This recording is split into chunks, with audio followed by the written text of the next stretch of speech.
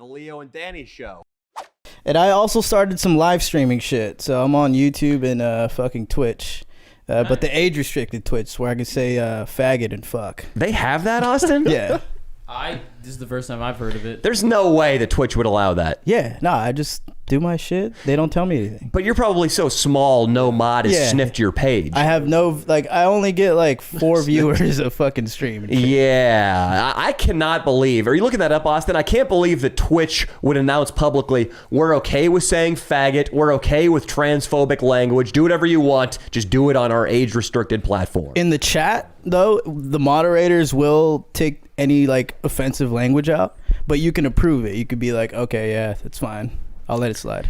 That would be sweet if this were all true. It seems like Patreon is giving less and less of a fuck about what people do with their content, because Patreon used to be hardcore social justice warrior, and now it seems like more and more controversial figures. Yeah, it was a controversy. When I first got on Patreon like 2.5 years ago, the dude Sargon of Akkad got booted from the platform.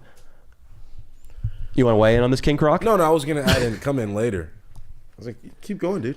Sure, yeah. You just seemed real excited for a second. He got, maybe I do want you on the mic for this, because he got banned for anti-black slurs, but he was using them to illustrate somebody else's racism.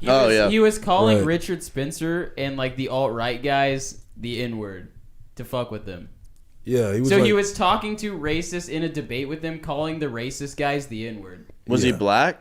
No. He was calling white supremacists the N-word as to like prove a point. Yeah, he was like saying this is what you're doing, and he did it to them. I read it too. There was definitely context. Yeah, context matters on YouTube. For instance, you can drop N-bombs on YouTube if they're in a comedy routine, if they're in context. But if you're driving by a bus stop in Birmingham, Alabama, and just screaming the N-word, they're going to take down the video. You can't even. But can't you not read like Tom Sawyer?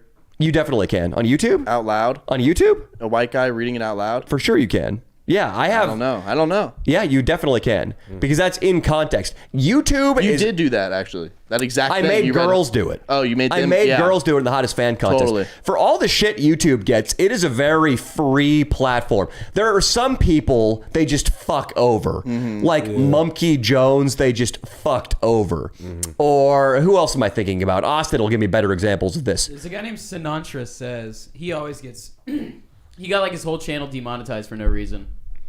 Yeah. There are people that they will just fuck. If there's a flavor of the week thing that they're getting hate about on the internet, for example, school shootings were super taboo when they took down Mumkey Jones's channel, and he had 3 videos that were comedically praising the kid up at UCSB who went on his killing spree, Elliot Rogers.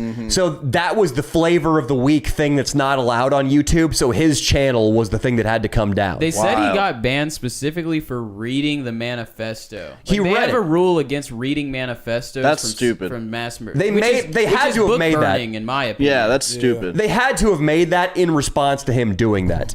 It had to have been like they made a bunch of new anti-bullying rules after this Carlos Maza, Steven Crowder thing broke. Steven Crowder, he's completely demonetized, and what they held over his head was he had a t-shirt for sale that said socialism is for figs, but it kind of looks like it says socialism is for fags on a separate website. And YouTube said that you have to stop selling that t-shirt, otherwise we're going to demonetize your whole channel if you don't. What? He was also saying stuff. Steven Crowder's pretty gnarly. He does not give a shit. Yeah, he goes hard. That guy's like, he was calling Carlos Maza a lispy queer, things of that nature. He was going pretty hard. But that guy calls himself a lispy queer too sometimes. Sure. Yeah. But it's different coming from Steven Crowder. I think Carlos Maza fucking stinks. Don't get me wrong. Yeah. I read that guy's tweets sometimes just to get myself really angry. if it's been a good month and I forget what anger feels like, all I have to do is go to Carlos Maza's Twitter page. Don't you think it would be crazy though if YouTube approached you and was like, you have to stop selling the Danny Mullen Freed the Slave shirt on your own website, otherwise we're going to demonetize your YouTube channel. But listen to this. Everybody on the fucking internet was going after YouTube during that incident. Advertisers were threatening to pull out, everybody with a pussy who's ever been to San Francisco was on Twitter telling them that they need to deplatform Steven Crowder. And to their credit, Susan Wojcicki stood up at a press conference and said she stood by the platform's decision to not deplatform Steven Crowder. She did not back down. People, a conversation leaked of some feminist who went to Stanford or some shit trying to get Susan Wojcicki to ban Ben Shapiro from the platform. A private conversation leaked in which Susan Wojcicki said, "You're not suggesting I censor Ben Shapiro, are you? Because he definitely doesn't violate guidelines. Is that really what you're suggesting to me right now? You're being ridiculous." Susan Wojcicki isn't an insane SJW who's... She was talking to a lady who was mad that her son was becoming conservative through watching Ben's videos. Yeah. Oh, I remember that. Yeah. Yeah. So YouTube... Wild, dude. YouTube isn't that bad, but all it would take would be a new CEO who's 20 years younger and who went to Amherst or some liberal arts college and identifies as they, and that might all change. There's definitely a problem with people with pussies and being on Twitter. If that stopped, I think a lot of problems would stop. We need an all-male Twitter. What could it be called? All of our improv skills are flagging right now. I was gonna say like Cox or something. I would make fun of you, but I got nothing better right now, King. Nothing. Me neither, dude. All right, guys. That has been a fun episode of the Leo and Danny Show. I loved it. It was a great time. That was a great show, boys. You helped me with my depression. I feel Hell better. yeah, Croc. Yes. I'm not sure how, but I guess just hanging out with friends, talking, socializing, much like Cigar Guy had to do in his 12-step program for getting over anxiety. Yeah. Mm. Yeah. I hope you guys are getting over your anxiety, too. Me too, bro. Me too. We're good. We're done. All right.